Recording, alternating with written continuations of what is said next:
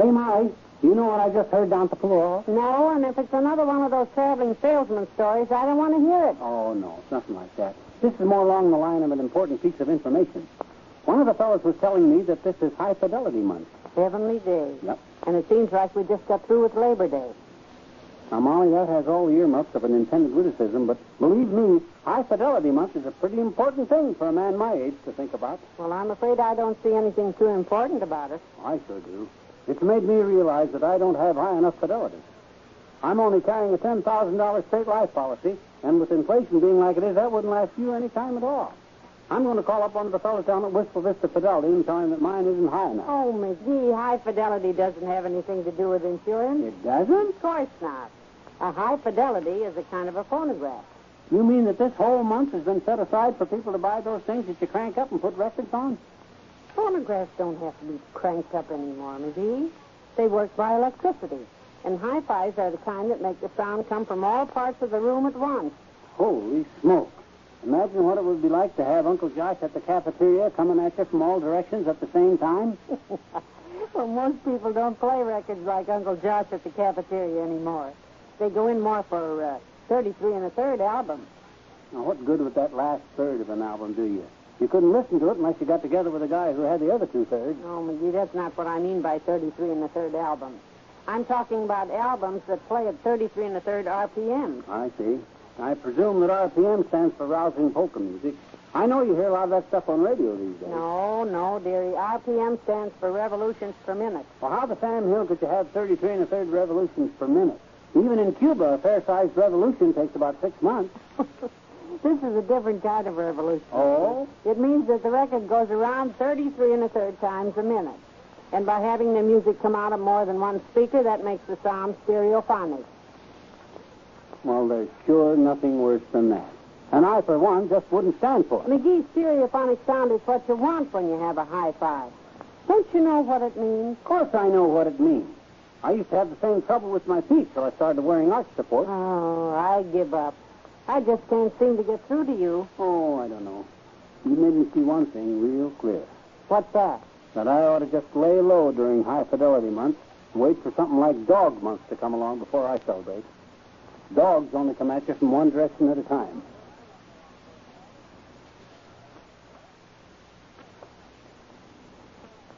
Hey, Molly, give me a hand getting this stuff out of the car, will you? What on earth? Why, that back seat looks like a hardware store after a tornado. Well, this stuff just happens to be the parts for the hi-fi set I'm going to build. They're components. That's what experts call them.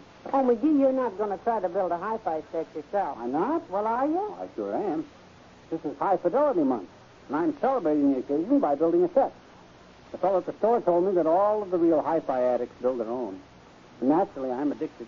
But, McGee, you don't know the first thing about putting all these parts together. Who says I don't? You surely haven't forgotten about those 6 months I spent working as an electrician's helper back in Peoria. I became the flower of the electrical world as I rushed around putting in new bulbs and the like. Flower Bulb McGee, I was known as in them days. Oh, dear. Flower Bulb McGee, the most fabulous fellow who ever fiddled with a failing fixture, came from the far-flung fertile fields of Florida to the fast and furious financial forums of Philadelphia, from a fancy flared fixing feeble fuses, forever a friend to fine fellows with fading phonographs and faulty food freezers, fastidiously fondling the favorite fixtures of fancy fawn fillers, fearful fawn feeders, fashionable falcon fanciers, faltering firefighters, flashy fruit farmers, and flabby fortune followers. In other words, you really think you can make a hi-fi out of this pile of stuff? There's no doubt about it, kiddo. Now, let's just pile the components in the middle of the floor here so I figure out where to start. Are you sure these are the parts for just one hi-fi? You betcha. And the sound I'm going to get out of the finished product will be the most stereophonic thing you've heard since Doc Gamble's cat backed into our power lawnmower. Well, more power to you. I don't know why the guy at the store gave me so bad rather many light bulbs. Guess they must give them away with every hi-fi they sell. Those aren't light bulbs, McGee. Those are tubes. They provide the power to run the set. Oh, well, I guess everything's okay then. Except I only got one wheel with the thing here. Now, how can I roll it around from room to room on just one wheel? That isn't a wheel, dearie. That's the turntable. You know, the thing that you put the records on? Sure, I know it. Well, the first thing I want to do is plug this motor in, see if it works all right. Well, be careful. That wire doesn't have any insulation on it yet. I know. Just stand back and let me handle it. There she is. Now, I guess I have to touch these other two wires together to make the contact. Don't do that, McGee. You'll... Out. Oh! Oh, James, the current's going right through your body. I'll unplug it. No, wait. Don't unplug it. I'm getting something much better than stereophonic sound. I'm getting spots before my eyes in Technicolor.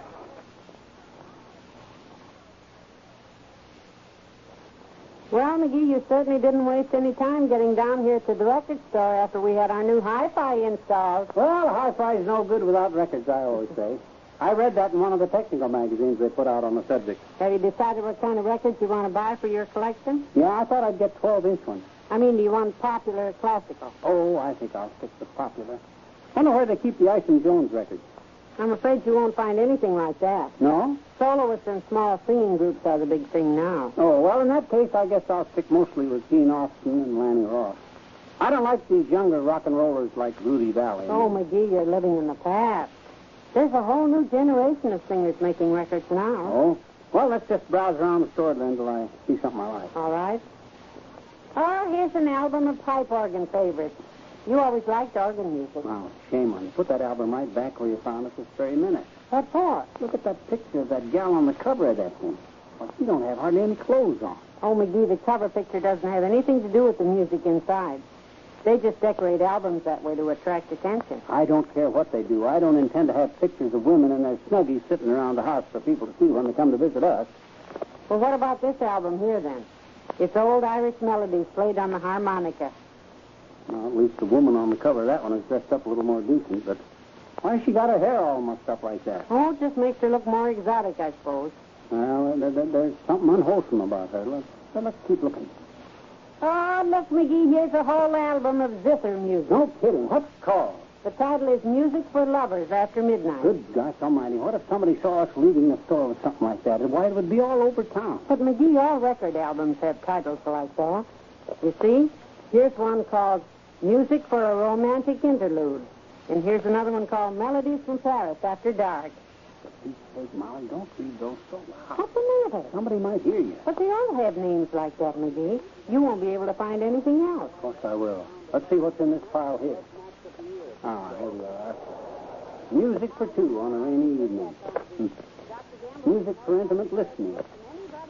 Military marches for a couple in love. I don't want to buy stuff like this. Let's go. Where are we going? Home. I think I know a way I can convert that hi-fi set into a waffle iron. Hey, Molly, I just bought the first record for our new hi-fi set. I had to go through every album in the store before I found the one I wanted. Is it popular or classical? Well, they had it in the popular department, but I think it was misplaced. I don't see how you could call an album of mandolin favorites anything but classical. It depends on your viewpoint, I suppose. Well, I can hardly wait to hear it. It's got all the big hit songs on it. Do-wacka-do, wacka-do. I'm a ding-dong daddy from Dumas. Who's your little who's it? Imagine getting all those classics on the same record. Frankly, I'm having trouble imagining how any record company would have the nerve to do it. But if that's what you want, go ahead and play it. Molly, you just don't go ahead and play a hi-fi record like this. What do you mean? You've got to handle it real special. The girl in the store told me how. What do you have to do to it? Well, for one thing, you only handle the record by the edges like I'm doing now. If you touch the grooves, you're liable to get your body ash all over the thing. Your what? Body ash. You know, little dead cells that are always falling off your fingers. What? They can play hard with a record. Choking dust. That's why I bought this special cloth to wipe the thing off with. You didn't have to buy a special cloth, McGee. No? I have a whole drawer full of rags in the kitchen. Molly, one does not dust off a high-fidelity record with a rag. You want to grind the lint right into the groove? No, I suppose not. This special cloth doesn't have any lint. Now, I'll set the record down real gentle while I put this pad on the turntable. Is that something else you bought? Yeah, the girl told me it's better if the record falls on this pad instead of the bare turntable. Oh. And you don't want to jar it up.